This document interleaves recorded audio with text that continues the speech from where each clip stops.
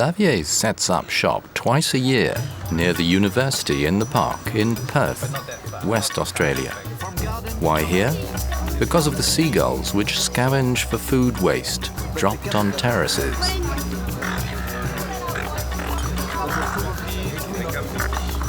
These chip-eating gulls come into town, feed, and then fly back to Carak Island, just off the coast. Locals call it the island of blind snakes. Huge flocks of gulls nest and raise their chicks here, but at their peril.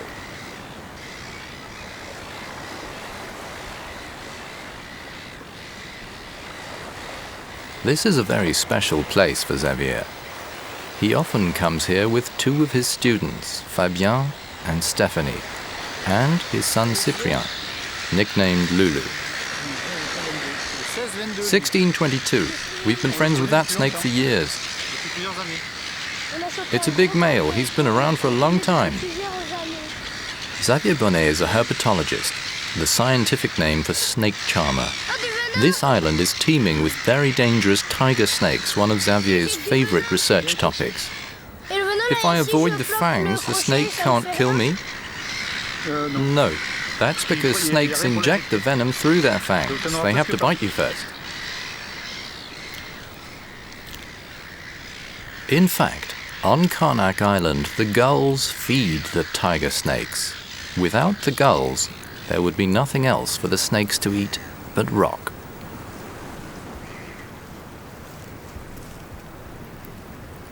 At first sight, the tiger snakes don't look too ferocious, but they're fast and deadly, the fifth most poisonous snakes on Earth. Without first aid, a man wouldn't last more than a few hours if he's bitten.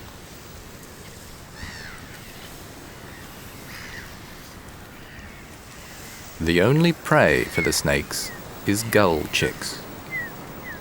Stuffed with waste scraps, brought in on the airlift.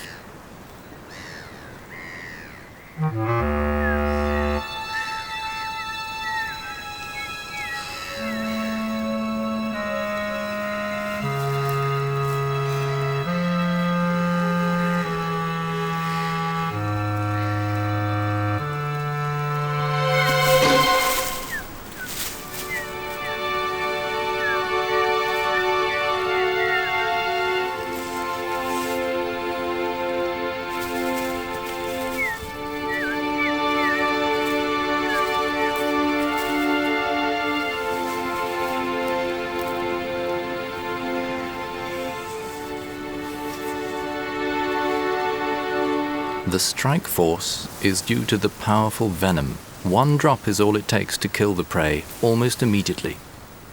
Easy to produce, always there in the venom glands, a rare weapon in the brotherhood of hunters.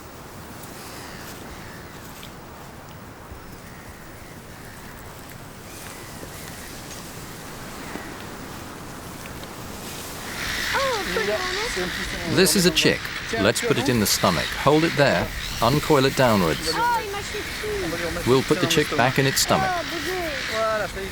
Xavier likes to have fun while working, but he is an acknowledged expert in this field. Scientists must be rigorous, possess vast knowledge, be a little nonconformist, and have a good sense of humor.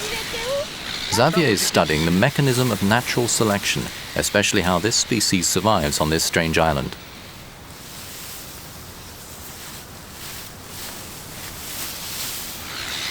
Where's your chick got to, Dad?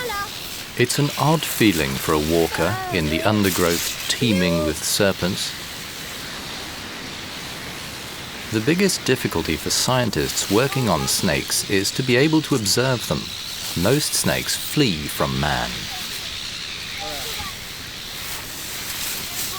On Carak Island, there are hundreds of tiger snakes cooped up together on a few hectares, an excessively high population of predators feeding on an equally large population of gulls. There's even a world record set here in terms of the kilos of predator per square meter, 100 kilograms of snakes for 16 hectares. Is this one new? He's really little. So's this one. Here are 3 more. Xavier prefers to go snake hunting at dawn. As the sun rises, the tiger snakes climb to the bush tops to warm up before setting off for breakfast. Slowed by the chill of the night, they're at their most vulnerable. Our snakes are fast. We've got 6. He's really pulling. Lulu has to help. Xavier doesn't have enough hands. 280. Is this one new? Yes. And very strong. If you pull too hard, you'll hurt it. He really is strong. One could almost forget that these snakes are dangerous. They don't look aggressive, and Xavier handles them like spaghetti. He says catching tiger snakes is easy, as only one end is dangerous. He's funny. He's a beaut. He comes up to here on me. Xavier has been bitten by snakes several times, and once he was almost killed by one of these tiger snakes while he was bagging it. All part of the fun. Right, the skull is 34.62. I'll tell you how long. The method is simple in theory. All you have to do is walk around the island, capture the snakes, identify them, measure them, record their growth or their loss of weight, release them, and then recapture and measure them again at a later date. Analysis reveals the strategies the snakes adopt to survive. Patterns emerge like photos being developed. How much does it weigh? 63. Let's go that way. At least 2 alive down there. Must have been in weeks or months. What's certain is that a healthy snake that falls into a hole can survive for at least 6 months. One place on the island where Xavier is sure to trap snakes is this old well. Every time he visits, he climbs down it to pull out a few tiger snakes from their hiding places. Aren't you scared? No, no. There are 6. Have we got any bags? I don't think so, no.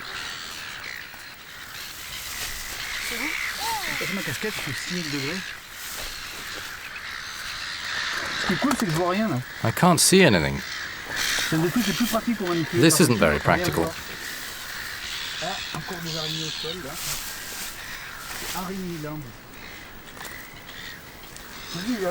He's in good shape.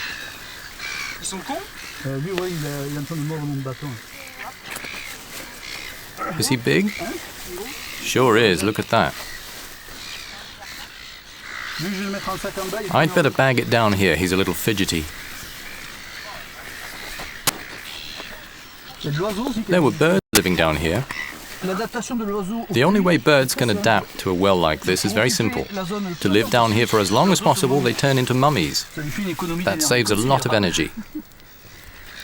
They could live like that for thousands of years. Lulu? Would you like some spider juice? Ah, there's a big one.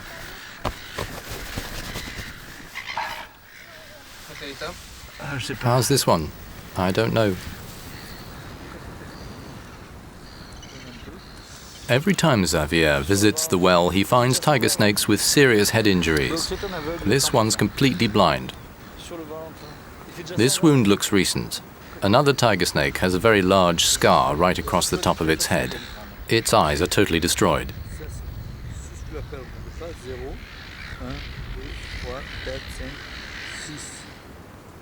The first time Xavier found snakes like this, he marked them and measured them, but was convinced that they would die very soon.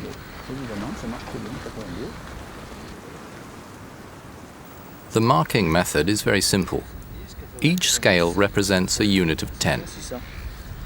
Xavier gives a code to each of the snakes by cutting and burning a scale.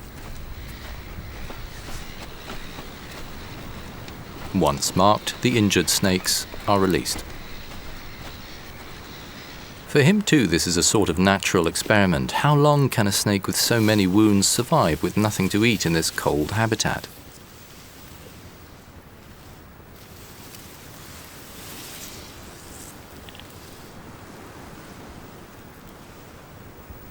It's a commonly held belief that predators need to be able to see. In nature, blind animals do not live long after mutilation. The snakes probably fell into the well because they're blind. However, they survived. Heat, smell, and taste are quite obviously enough to find the gull chicks they eat.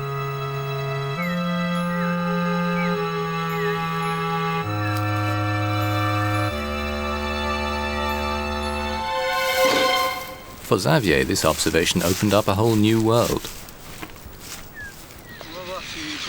Let's see how their eyes are doing.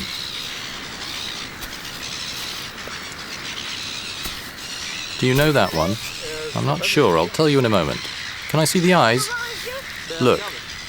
Wait. He really can't see anything. The damaged eyes and head wounds mean he's completely blind, and yet he manages to survive.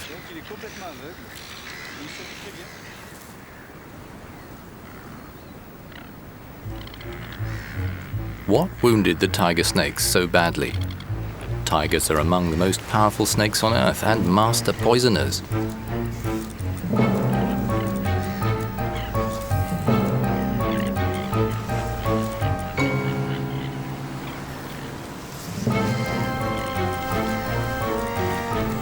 So what dared to attack the tiger snakes on the beach?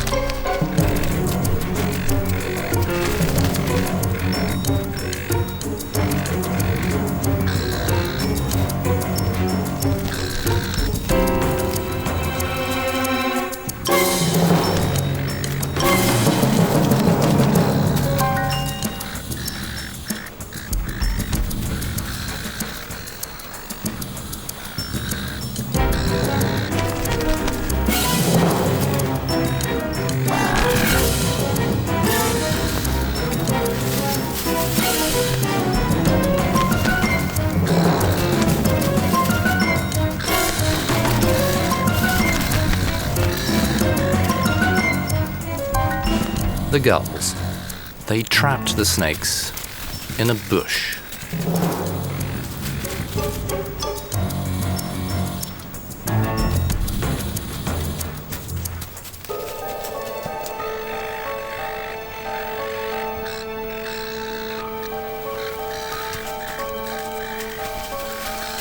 Injured and missing some scales, the snake can only flee.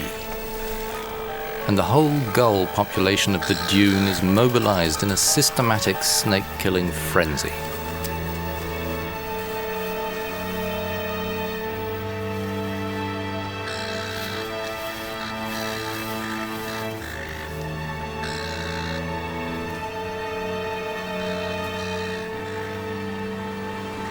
Xavier's gulls have led to several very interesting articles on the blind tiger snakes of Carak, a sort of real-time laboratory for the evolutionary process.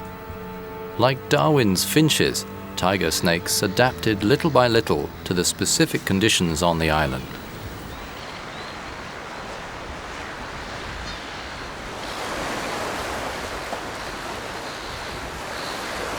The way the blinded tiger snakes prosper proves that here sight is an optional luxury, an unneeded part of their genetic heritage which could disappear over time. Xavier would like to come back here 200,000 years in the future.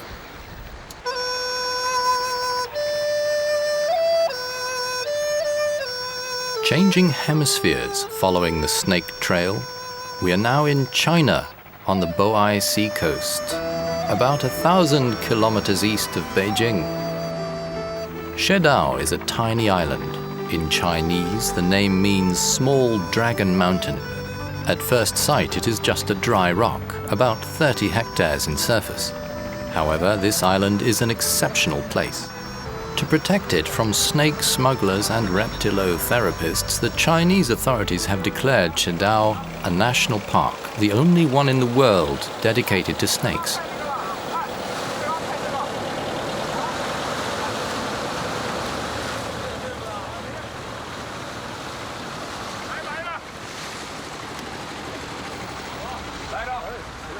It is situated on an avian flight path connecting Siberia to the warm lands of southern Asia. Twice a year in autumn and spring, millions of migrating birds interrupt their journey to rest on the island.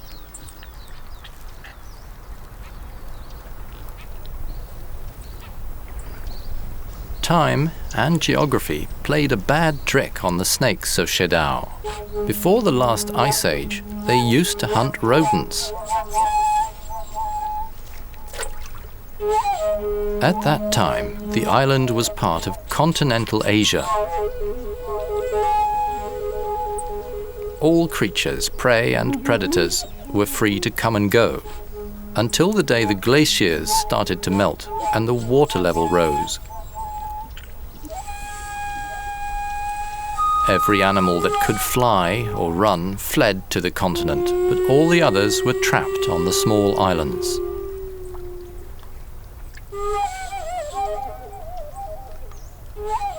This was the case for the Shedao snakes, the Gloideus, a sort of rattlesnake without a rattle, which flourished in this region.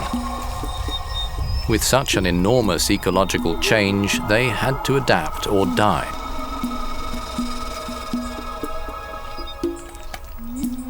Many must have starved to death, but some managed to survive by changing their hunting technique radically. Today there are 20,000 descendants of these Gloideus, the 20,000 Shedaoensis, which live on this 30-hectare island. The island is literally carpeted with snakes. A glorious success story for evolution and a magnet for Xavier and François, an apprentice herpetologist. They savor the welcoming spiderwebs in the Shedao thickets. There's one snake for every square meter. When you walk around, this is what happens.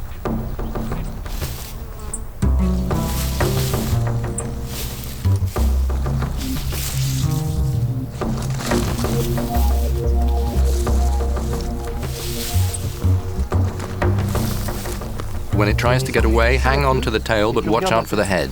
Do I put my foot on its head? No, you can catch it without doing that. It will try to get away in that direction. Watch out for its head. If the head turns towards you, let it go. Watch out, it's turning. It's beating its tail. Yes, it's going to flee. It's swishing its tail to tell you it's going to bite you. Let it go. Watch out for its head. Watch out. Let it go. It's stuck under a stone. Avoid it. You can catch it when it stretches out. It's too short, but it will uncoil. Never put your hand in that position. Look, it's stuck under its rock. Only put your hand in if you're wearing gloves. With gloves, there are no problems, but without gloves, you see, you've got to let it go. There it is. Catch it. Watch out, though. It's coming back fast. It's coming back fast. It's easy to do, but you have to keep your eyes on the head all the time.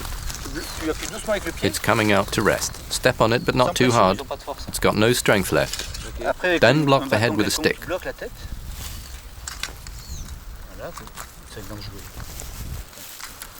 Then come in from behind. I press it hard there. No, not too hard. It's soft. Feel the jaws. There, with that finger I can feel a jaw, and in the other as well, the joint. Can you press strongly? No, not strongly. They're all soft. Well, let's get it into a clearing so you can release it. François is highly aware that these snakes are extremely venomous. Xavier is only just recovering from a bite from a tiger snake, and Mr. Soon, his Chinese colleague, was bitten by a gloideus just a few hours after they arrived. Check that the head's safely under your foot, because if you pull the snake and the head's released, he could bite back at you very quickly. You check that the head's held firmly. Do you think you've got it held firm? Yes, the body. Now you can catch the tail without a problem. Hold the pointed end. And never lose sight of the snake, okay? It's very strong, isn't it? Yes, and after that you can lift it, but if it turns its head to bite you, drop it. It'll get tired very quickly. If you hold it like that, it can coil upwards. But after a time it gets tired? Yes, it gets tired quickly. Completely? Yes, and then it gives up. That's what it's doing now. Okay, so it's only really dangerous at the beginning. Well, this is a big one. I don't think I want to handle it straight away. I'd rather wait. Look at him jump. The evolutionary secret of the gloideus snakes is simple: frugal habits and opportunity. For 10 months a year, there's nothing to eat, so they sleep. For 2 months, in spring and autumn, they hunt and eat as much as possible. Now we are in October, and the gloideus are gradually waking up from a 5-month siesta, scale by scale. The thousands of snakes set out together to climb the bushes on the island. Each chooses a branch. For some, waking up is more difficult than for others.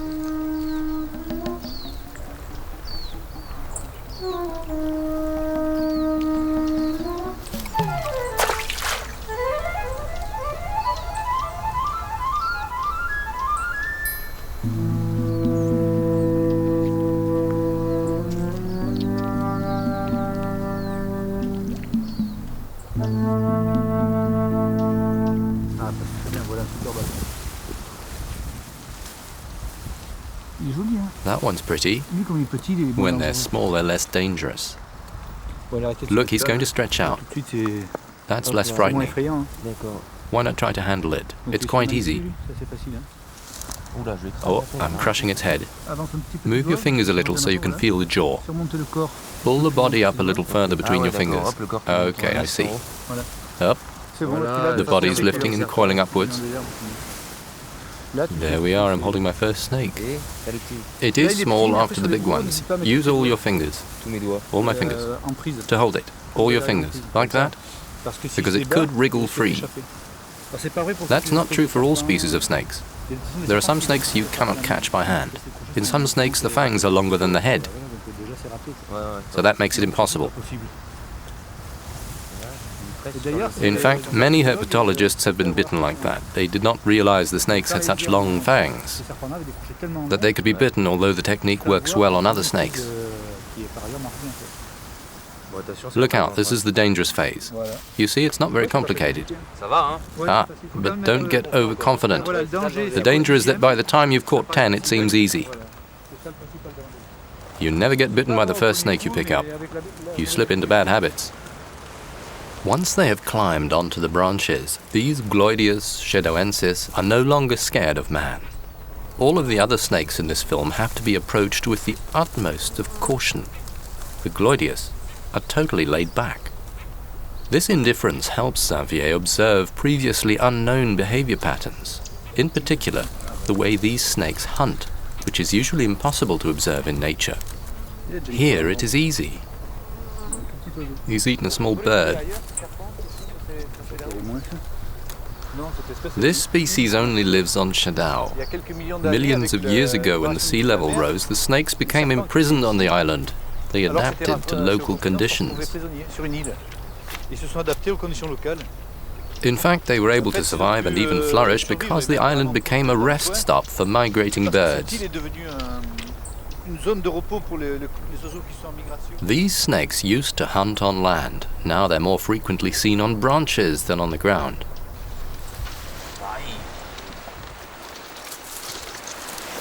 Oh, he's going inside. Is there a hole? Yes. Let's try this one then. Didn't he move fast? They really know their territory well. François and Xavier try to get the snakes to attack by dangling different kinds of food on the end of a fishing rod. The objective of this study is to describe the hunting process phase by phase.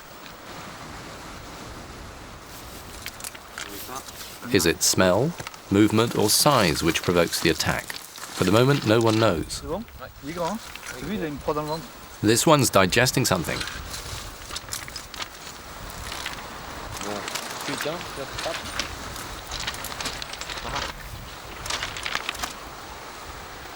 He's not happy. So it's time for a sandwich. There are so many birds. They encircle the chicks. The birds have to stop here despite the snakes because there's food and water. I'm sure they think the risk is worth it. Shedao is unique because it's the only place in which so many snakes lie in ambush. To catch the birds, the snakes hang out like they're a spider's web.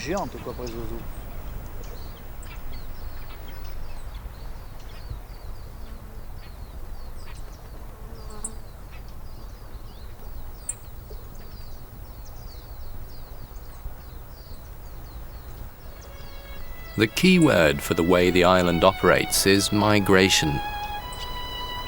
Hundreds of thousands of birds fly over the island every year. Birds of prey travel the migration route without a break. They glide, inaccessible, built for long-range flight. But the small sparrows have to take a break, and Shedao is the first landing spot after a long journey over the waves. Some stop to peck some seeds or simply to rest. Others only come to drink. Many never leave.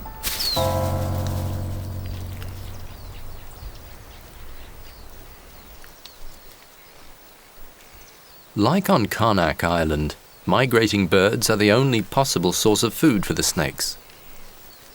Totally sedentary, gloideous snakes stranded on Shedao cannot leave their island or migrate with their prey.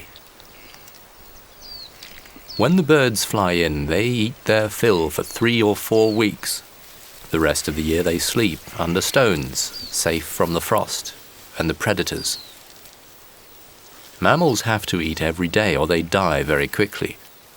The gloideous eat twice a year and flourish. This is how they evolved on Shedao.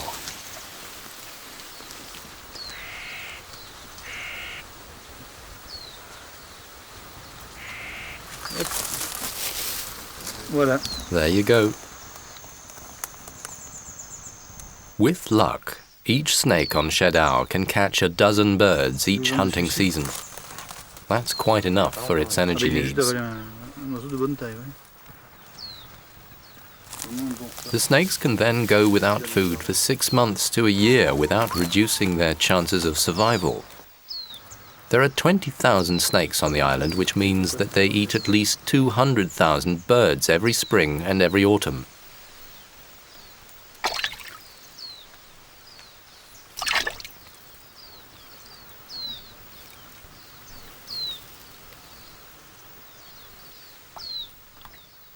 The Shedao Park wardens have installed small concrete tanks on the island to catch rainwater. These attract thirsty birds. The birds are prized by the snakes.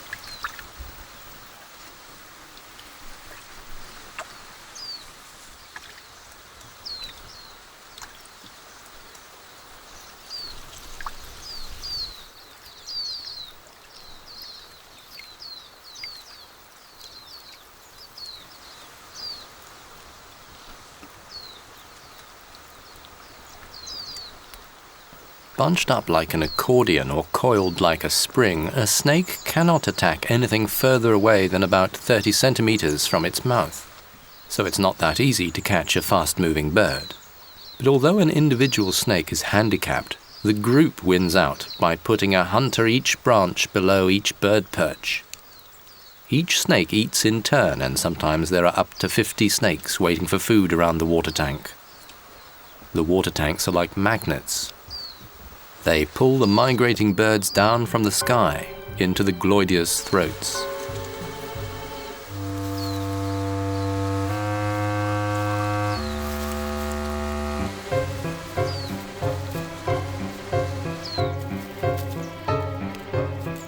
The birds only spend a few seconds in the same place, so the hunter has little time to react.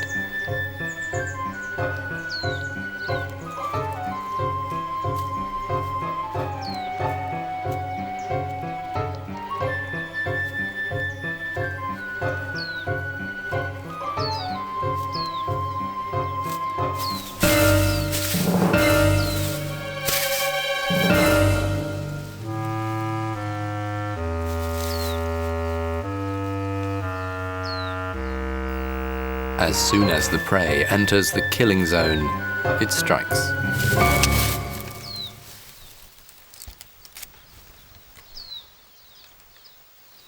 The strong venom is easy to produce, so the snake can use it freely.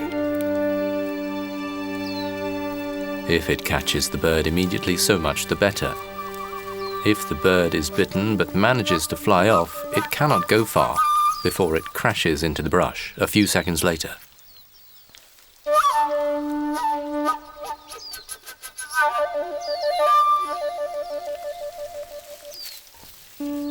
The snake would probably have been happier with a lighter prey.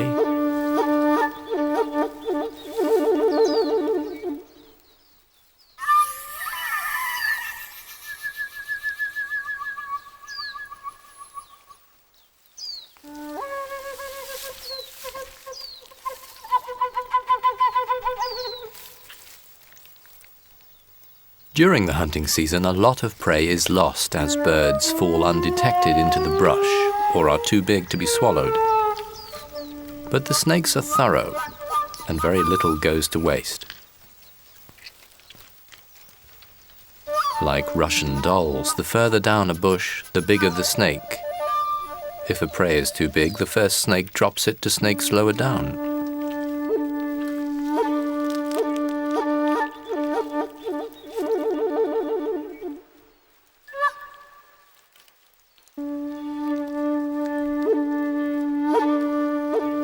This solidarity ensures the survival of the marooned snakes of Shadao.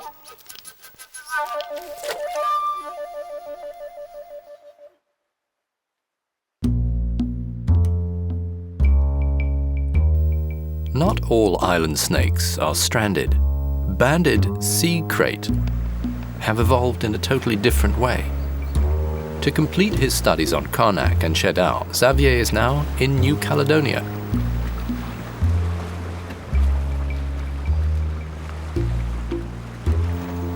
He could have found a more unpleasant place to install his temporary research laboratory, but as he says, snakes have two endearing features. They live in sunny spots and wake up late in the morning.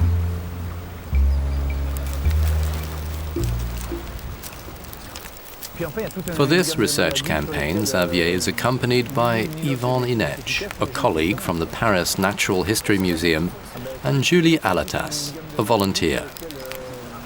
Every year they visit the site to make a systematic survey of the banded sea crate, or striped Jersey snake, a truly astonishing sea serpent. During the course of evolution, the banded crate left land and learned how to swim. Unlike the tiger snakes and the gloideus, which sleep while they wait for the birds to return, the banded sea crate goes fishing for its supper.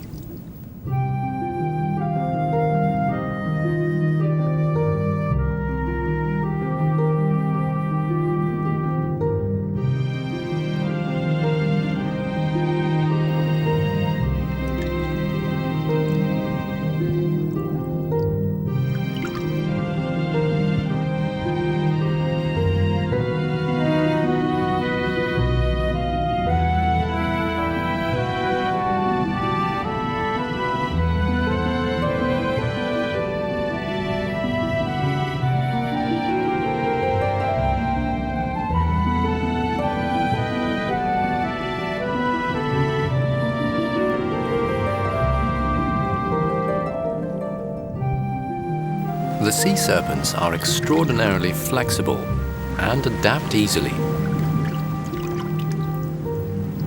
Their being swimmers gives Xavier an interesting element for comparison in his studies.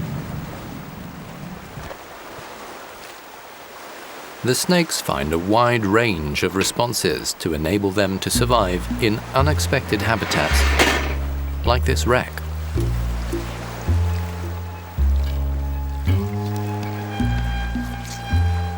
The warm plating of the old cargo boat is alive with both species of sea crate, yellow and blue. Both enjoy this solarium. It helps them to digest. Their sun lounge never gets too warm for them, and it's not too visible for predators. When they've finished digesting, they slide off, energized, to pursue their main activities, molting and reproducing.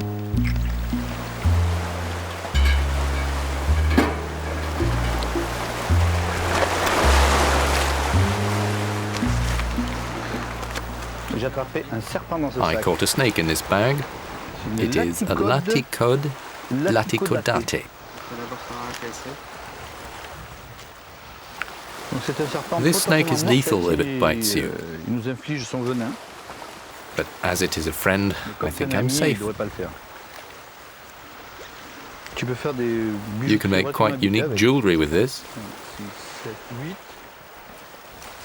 In New Caledonia, the banded sea crate is a celebrity. There's just no way you can avoid seeing it. However, its biology is relatively unknown.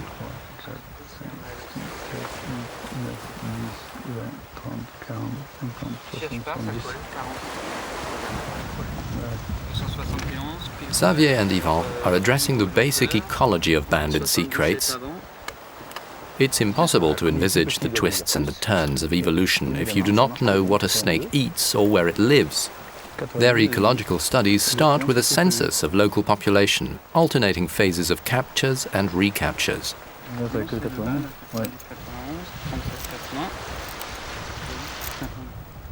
So Xavier and Yvan continue to mark specimens that they release and hope to recapture them later.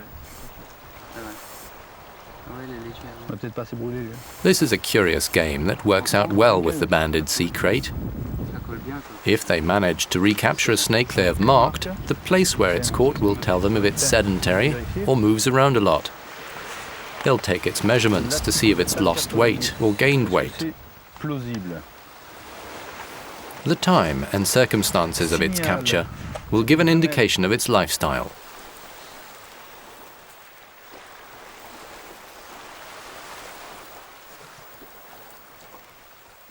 You can only see banded sea crates when they're on the beaches. But land travel is only a very small part of their daily life. Once they're in the sea, nobody knows where they go. Back on the beach, they crawl into the brush to hide from the birds of prey as quickly as they can.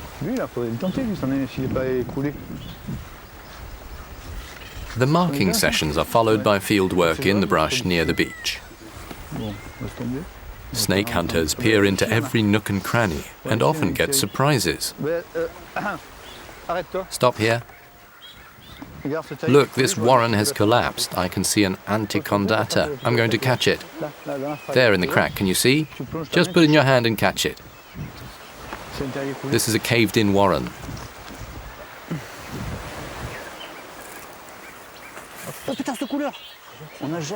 I've never seen a snake that color. Look at that. Nobody's ever seen one like that before. That's excellent. Extraordinary. Never seen it before. Not marked. Yellow. And it's digesting a moray. That color's incredible. It wasn't deep down.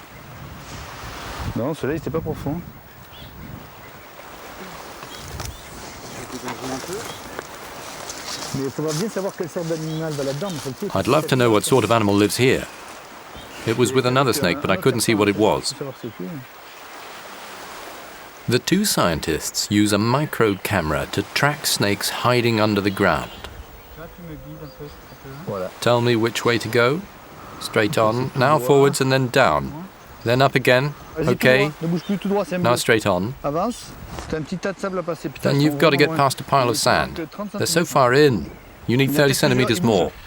Perhaps there are several. It's moving. I think it's a nest of snakes.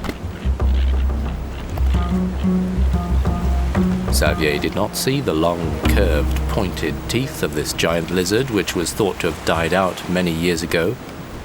It was Ivan Inec, lazing on the beach, who was lucky enough to see this lost treasure. The lizard could not have fallen into better hands.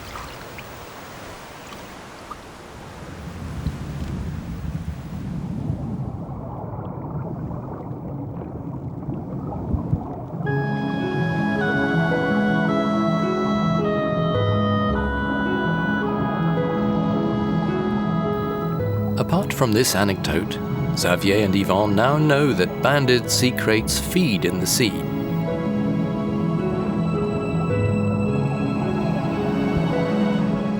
As they have found many different species of moray in their stomachs.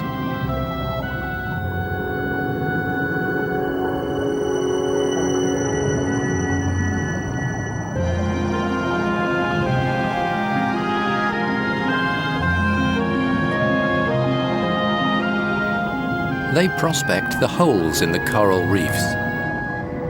As they move around, they avoid the morays, which are much too big for them. Obviously, the morays are trying to avoid them too.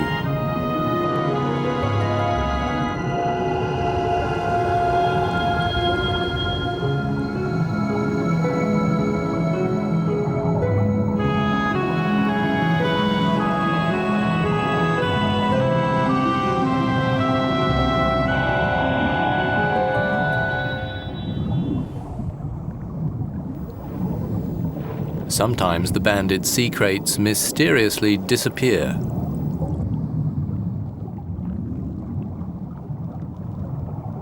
It's no coincidence that this shark often has snake on the menu. A good reason for leaving. Underwater, Xavier is much less mobile than on land, as he has to prospect the infinite maze of the coral reefs.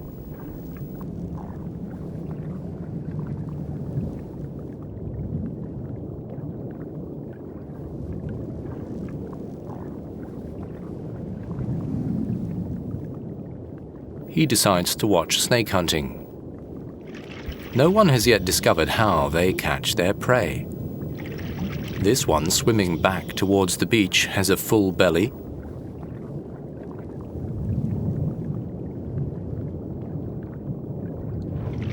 It's easy to make him regurgitate his prey, a young dappled moray. The digestive juices have already dissolved the head. An encouraging clue. Like a detective, Xavier files this. He will ask a specialist to identify the moray and fill in the details about how and where it lives. If he can find out where the moray lives, he has a good chance of finding where the snakes go fishing. Handling serpents underwater is a cumbersome and even dangerous business.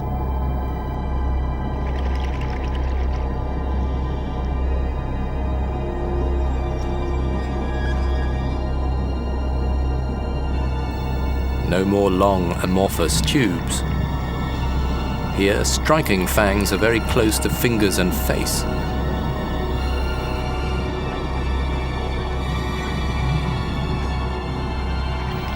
There's no way of knowing where the lethal heads are located in the writhing mass.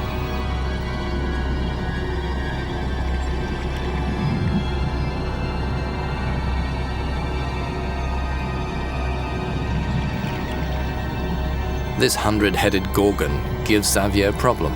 Later, he told us that he really felt he was in danger. Frightening when you know how phlegmatic he is.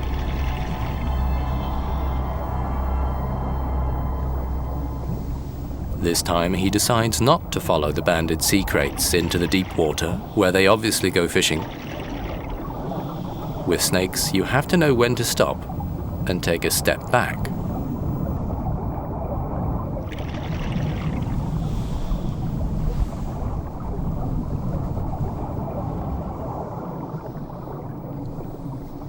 Snake hunters are inspired by the flowing beauty of striped Jersey snakes. This is Time for Thought.